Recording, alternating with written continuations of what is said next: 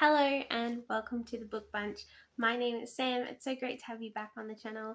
Today we are going to be talking about some Christian-friendly science fiction. Not all of them are specifically Christian or are in any way a reference to the Bible or God, but they're just clean or relatively clean books that I think are alright for a Christian audience or someone who just doesn't like to read some things that are a little bit more heavy on the violence or swearing and different things like that. So let's get into the video.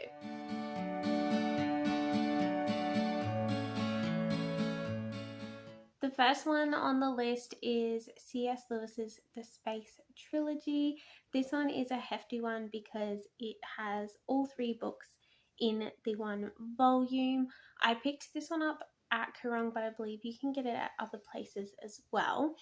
This book is really interesting. It wasn't what I expected out of C.S. Lewis.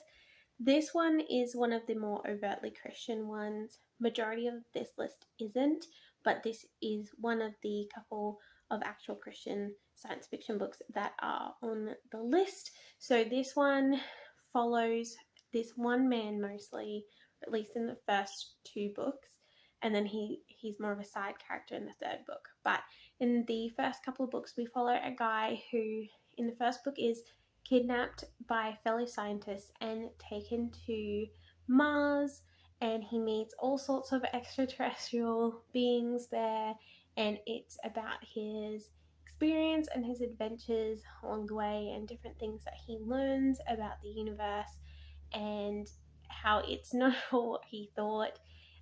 C.S. Lewis has prefaced this to say that it's not an allegory in any way, it's just a bit of fun that he was having with it, but there is definitely strong biblical themes in this trilogy, so just keep that in mind.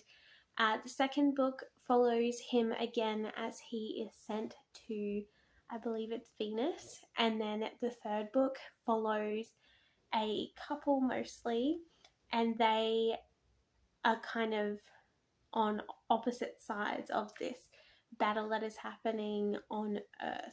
So it's a bit of a chunky read, like I said, but I found that I got through the first two books pretty quickly. It's just that third book that's just a bit longer and it might take you a bit of time. But I really enjoyed the first two books. The last one, not as much, but I feel like you could just stop after the first two books if you wanted to, because none of them are integral. Like, they could all be read completely separately and it would all still make sense. So yeah, C.S. Lewis's The Space Trilogy. We also have The Night People on the list. This is a just normal science fiction series. I have done a standalone review on it if you want to check it out. It's a bit of an interesting review. So this series is all about this girl, and she has been kind of raised in secret because she was meant to be taken away at birth by these other people, which are dubbed the Night People. And yeah, the first book, this one in the series, follows her basically trying to stay secret, but trying to also fulfill this purpose and calling that she has. There is some magic or supernatural kind of aspect to the book where they just have this very interesting connection to the land and the sky, and there's this, it gives them this almost like sixth sense kind of thing, but only some people have it.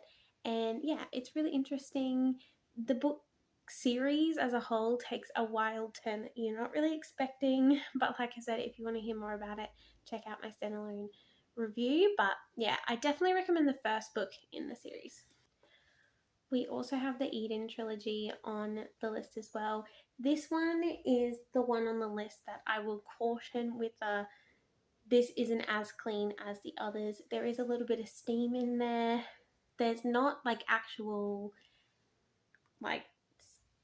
sex or anything, but there is kind of, yeah, some steamy making out and things like that. So just be aware of that. It's not appropriate for a younger audience. so just be aware. But I do want to put this on the list because I love this series so much, and I don't think it's unclean, if that makes sense. It's just not appropriate for young people. It is an adult strictly series, I would say, but it's super awesome. It is a dystopian science fiction about essentially a type of zombie has taken over the world, and there's only 1% of the population left, and they're trying not to get totally annihilated by these zombies. The zombies are cybernetic zombies, so they are created by these nanites that have taken over human bodies. People who had these cybernetic implants, like organs and stuff like that, and it all went wrong. So yeah, definitely recommend this series. It is so good, especially if you like zombies.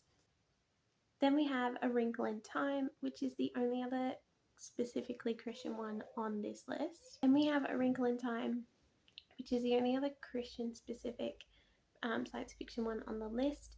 This one was a really interesting read. It is considered a classic.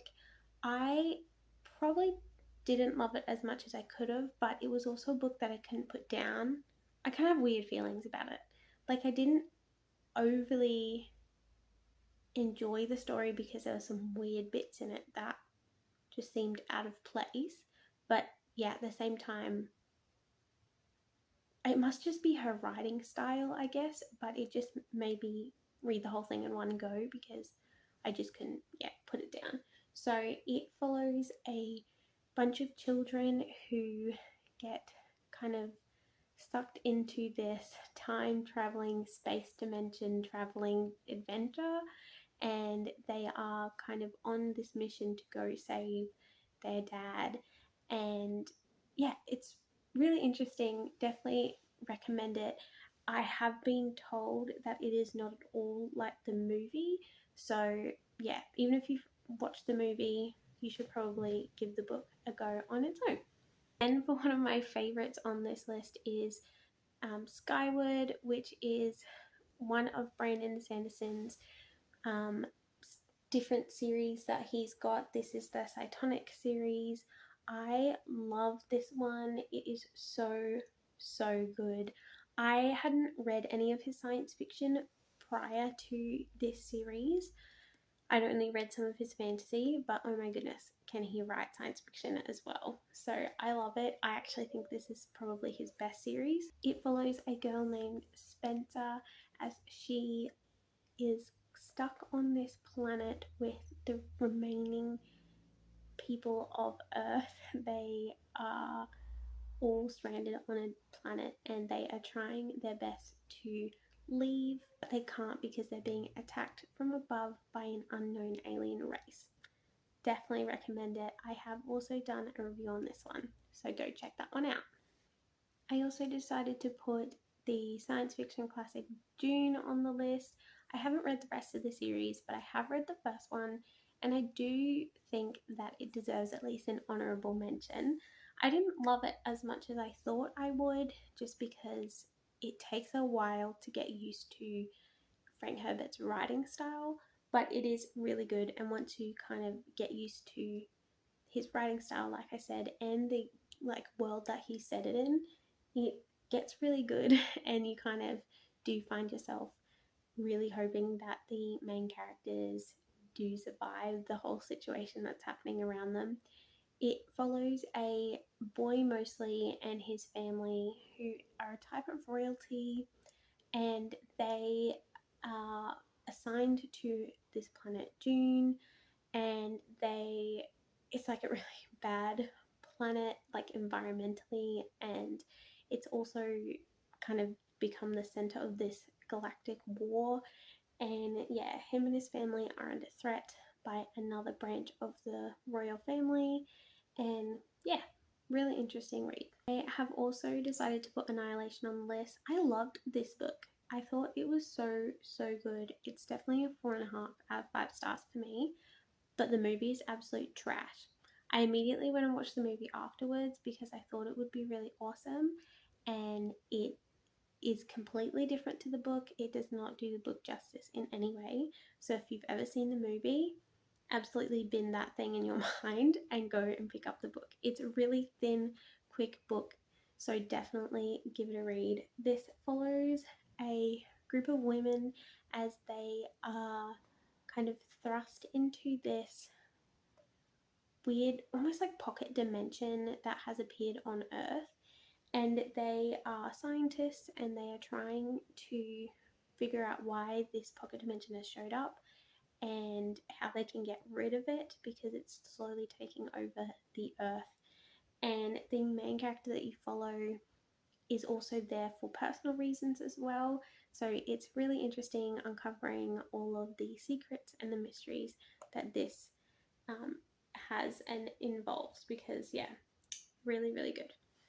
And I put on Clara and the Sun. I didn't absolutely love this book, but I know a lot of people do, so I thought I'd put it on here as well.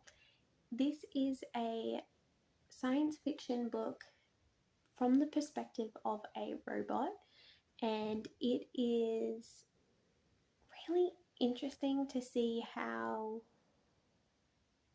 I guess, AI kind of think or could think if they became kind of sentient. And it's a really emotional story about this AI and her companion, who is a little girl. It's her job to look after her because the little girl is sickly, and yeah, they have this really interesting bond. And it's also kind of tragic to see what happens when the girl grows up and isn't in need of her robot anymore, and what happens to them, and kind of the life cycle of an AI. I really like that it was in the perspective of the AI, but yeah, I didn't 100% love it, but I still definitely recommend it. It's probably 3.5, 4 out of 5 stars for me. Finally on the list we have Sea of Rust. This is similar to Clara and the Sun in the fact that it is also from the perspective of an AI. This one though I really did enjoy because it is set in a world where there's no humans left. It's just AI. So there was a human versus AI war. The AI won, and now it's about what's happening to the AI and how it's become AI versus AI.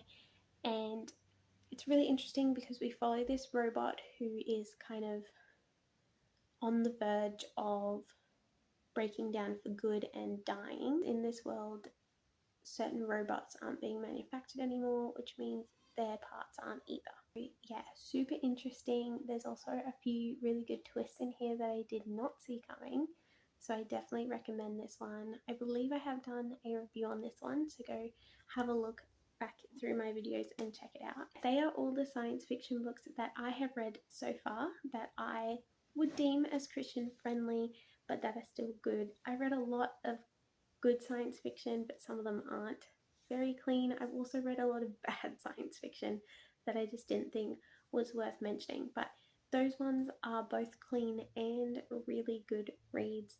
So yeah, enjoy. I hope that you guys like them. If you have any science fiction that you recommend to me, let me know in the comments below so I can give them a read and pop a review on the channel here for you. So yeah, hope you guys have a great week, and I'll see you in the next one. Bye!